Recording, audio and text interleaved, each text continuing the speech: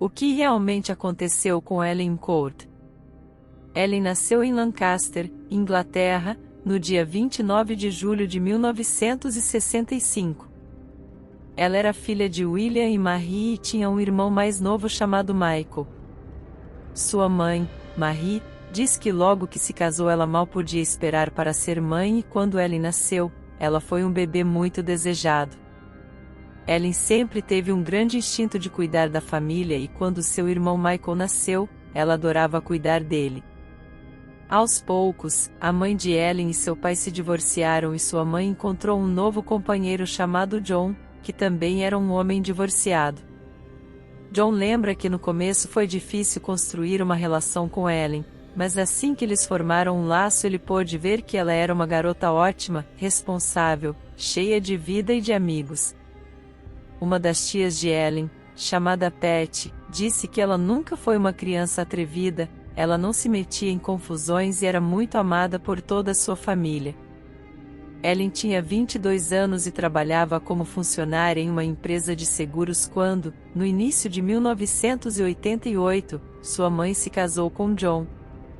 Ellen estava animada para um encontro marcado com seu mais novo namorado, Frank, no dia 9 de fevereiro de 1988. Ela tinha combinado de sair para almoçar com sua mãe antes do encontro.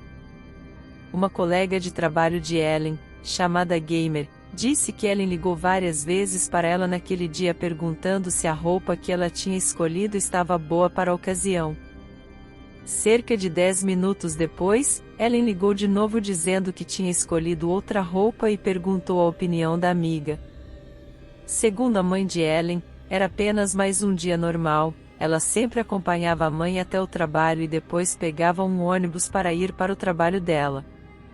No entanto, devido ao tempo ruim naquele dia, elas decidiram desmarcar. Ellen deveria chegar em casa no horário do chá, que é entre as 13 e 4 horas da tarde, na Inglaterra. No entanto, no mesmo dia em que ela tinha um encontro marcado com Frank às 8 horas da noite, o clima estava horrível. Sua amiga Gamer disse que era um dia em que você não sairia de casa, a menos que tivesse um compromisso importante que não podia ser cancelado. No entanto, Ellen estava tão animada para o encontro que sua amiga suspeitou que ela não cancelaria. Às 5 horas e 40 minutos da tarde, a mãe de Ellen começou a se preocupar porque ela ainda não tinha chegado em casa. Ela verificou o noticiário e viu que uma árvore tinha caído na rua onde o ônibus que Ellen pegava passava. Devido a isso, os ônibus estavam atrasados. A mãe de Ellen percebeu que provavelmente era por causa disso que Ellen ainda não tinha chegado em casa. Depois que o padrasto, John, chegou em casa, a mãe de Ellen explicou para ele que ela não havia chegado devido ao mau tempo, já que os ônibus estavam atrasados. Eles continuaram esperando por ela, mas ela não apareceu. Pouco tempo depois, o irmão de Ellen, Michael, chegou em casa e a mãe perguntou se ele sabia algo sobre Ellen, mas ele disse que não sabia de nada. A partir desse momento, a mãe de Ellen ficou extremamente preocupada, pois já fazia muito tempo que ela devia ter chegado em casa e Ellen era do tipo de pessoa que sempre avisava a mãe sobre tudo. Ela sabia que se ela realmente estivesse atrasada, ela ligaria para a mãe para explicar e para evitar que a mãe ficasse preocupada, mas isso não aconteceu. A mãe de Ellen começou a pensar que ela poderia ter se envolvido em um acidente, então eles começaram a ligar para todos os hospitais perguntando se ela tinha dado entrada, para os amigos dela e para a melhor amiga de Ellen, Gamer, que também começou a ficar preocupada com a amiga. Todos começaram a achar que ela poderia ter se envolvido em algum tipo de incidente. A mãe de Ellen e o padrasto não conseguiam entender por que Ellen não havia ligado ou avisado sobre qualquer incidente, já que ela sempre fazia isso e nunca deixava a mãe preocupada. Além disso, ela estava muito animada para o encontro e ainda não tinha aparecido. Eles decidiram refazer o caminho da casa até o trabalho e até a estação, mas não encontraram nada. Eles também foram até a estação perguntar se algo havia acontecido, mas disseram que tudo estava normal. Como já tinha passado algumas horas, eles decidiram ir até a delegacia de polícia para relatar o desaparecimento de Ellen. O detetive da polícia explicou que, geralmente, em casos de desaparecimentos, a polícia espera até 48 horas para começar a procurar, dependendo das circunstâncias. Ele explicou que às vezes, por exemplo, uma jovem sai para uma festa com amigos e não volta para casa, e eles não começam a procurar imediatamente, pois muitas vezes ela está na casa de uma amiga e logo aparece em casa. A família relatou tudo o que tinha acontecido para a polícia e explicou que Ellen sempre avisava tudo e que era muito estranho ela não ter avisado e que já deveria estar em casa há muito tempo. Eles também disseram que ela estava animada para o encontro e que nada estava fazendo sentido. A partir desse momento, a polícia começou a investigar o desaparecimento de Ellen. As circunstâncias eram anormais quando Ellen, de 22 anos, desapareceu. A família dela tinha certeza de que algo tinha acontecido com ela. A investigação começou rapidamente por volta das 10 horas da noite. A mãe de Ellen ficou ligando regularmente para o policial responsável para saber como a investigação estava progredindo até as 4 horas da manhã do dia 10. 2 policiais foram até a casa da família e quando a mãe de Ellen viu eles, ela ficou animada pensando que eles haviam encontrado sua filha. No entanto, quando ela conversou com eles, eles não tinham encontrado Ellen. Ellen desapareceu e sua família e amigos notaram sua ausência cedo na manhã. A polícia começou a investigar imediatamente e descobriu que Ellen havia chegado ao ponto de ônibus normal dela, mas não chegou em casa. Eles conversaram com a família, amigos e colegas de trabalho para tentar entender o que aconteceu. Como Ellen fazia uma curta caminhada de 5 minutos para chegar em casa, a polícia refez esse trajeto e descobriu que ela havia sido vista perto da parada de ônibus. As buscas por ela foram intensas e cerca de 120 policiais foram enviados para o centro da cidade. A polícia também colocou cartazes de desaparecida e parou carros no tráfego para perguntar se as pessoas tinham visto Ellen. Uma grande operação policial foi montada para encontrar Ellen. A cidade estava em alerta devido ao desaparecimento de Ellen. Policiais estavam em todos os lugares, questionando as pessoas e procurando pistas. Mergulhadores foram enviados para procurar por ela em um rio próximo e a operação de busca era ampla. A polícia decidiu vasculhar todos os lugares possíveis, incluindo casas e prédios da região. Eles até foram às casas das pessoas para perguntar sobre Ellen. Um dos primeiros lugares visitados pelos policiais foi o Clube Georgian de Dragons, um local frequentado por muitas pessoas jovens. Lá eles encontraram Ian Sims, o gerente do clube. A família de Ellen já havia ido lá 3 ou 4 vezes, mas não o conheciam muito bem. No entanto, segundo uma amiga de Ellen, o clube era frequentado por muitas garotas e Ian costumava flertar com elas. Ele era um homem casado, pai de 2 filhos, com 31 anos de idade e Ellen nunca se deixava levar pelos seus flertes, chamando de velho boba para sua amiga. A mãe de Ellen revelou para a polícia que a filha já havia contado para ela que Ian oferecia drinks para ela como uma forma de flerte. A família acreditava que ele tinha interesses não saudáveis em Ellen. Essas informações incentivaram a polícia a prosseguir com as investigações. A polícia entrevistou Ian, o gerente do pub onde Ellen, a jovem desaparecida, costumava frequentar. Durante a entrevista, Ian apresentou nervosismo e negou ter visto ou falado com Ellen naquele dia. Entretanto, a polícia descobriu que ele era casado e tinha uma amante de 21 anos chamada Tracy. Com base nesse nervosismo e nas diferenças entre as declarações de Ian, sua namorada e o gerente do pub, a polícia começou a suspeitar que ele poderia estar envolvido no desaparecimento de Ellen. A polícia também descobriu que 2 dias antes, Ellen havia ido ao pub e se envolvido em uma discussão com outra menina no banheiro, sendo expulsa do estabelecimento pelo Ian, que usou uma linguagem ofensiva. Com 48 horas de desaparecimento, a polícia acreditava que algo ruim poderia ter acontecido com Ellen. A suspeita sobre Ian aumentou quando uma testemunha relatou ter ouvido um grito agudo vindo da parte traseira do pub logo depois que Ellen havia saído para pegar o ônibus. A investigação se concentrou em Ian e seu carro, um Volkswagen Passat, onde foram encontrados traços de sangue, um brinco de safira no porta-malas. William Ian foi suspeito de homicídio depois que a polícia encontrou sangue no apartamento dele, que ele alegou ser do seu cachorro que tinha machucado a pata. No entanto, quando a polícia mostrou um brinco encontrado no local para a mãe da vítima, Ellen, ela reconheceu imediatamente como sendo idêntico ao que sua filha usava. Ian foi preso imediatamente. Durante a investigação, a polícia encontrou vários indícios de sangue no apartamento de Ian e no pub dele, incluindo impressões digitais e roupas com estampas de cerveja promocional do pub. Além disso, lama compatível com a cena do crime foi encontrada tanto no apartamento de Ian quanto em uma jaqueta pendurada em uma árvore a cerca de 32 quilômetros de distância. Bolsas cheias foram encontradas perto do rio. A polícia continuou a construir o caso para manter Ian preso. O pai de Ellen encontrou um documento de identidade que pertencia a uma mulher chamada Ellen.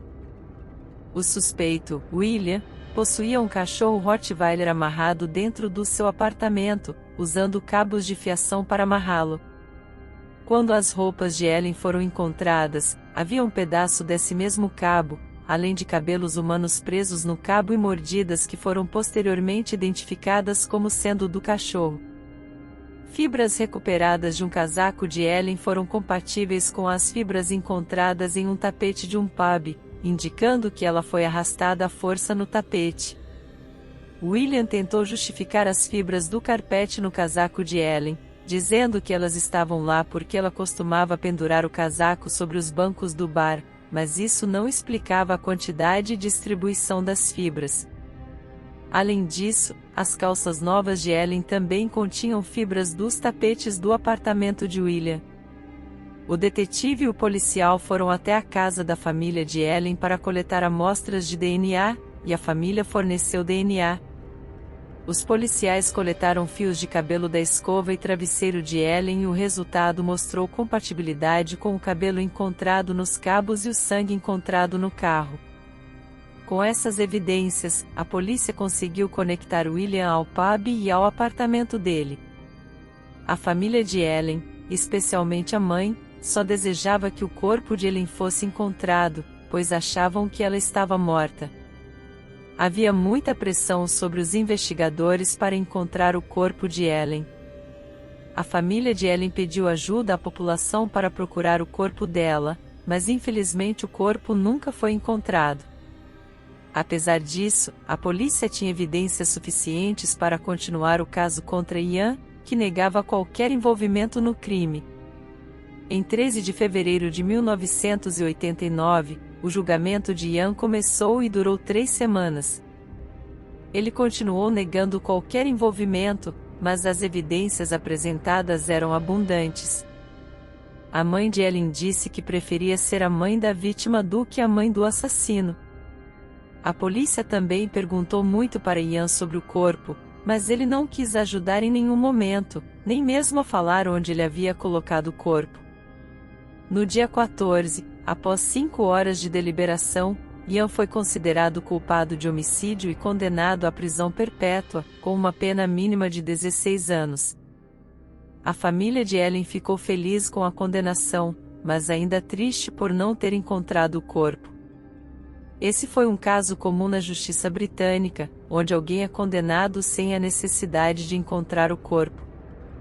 Como Ian nunca admitiu o crime, não se sabe exatamente o que aconteceu naquele dia e há várias teorias e especulações sobre o que levou à morte de Ellen.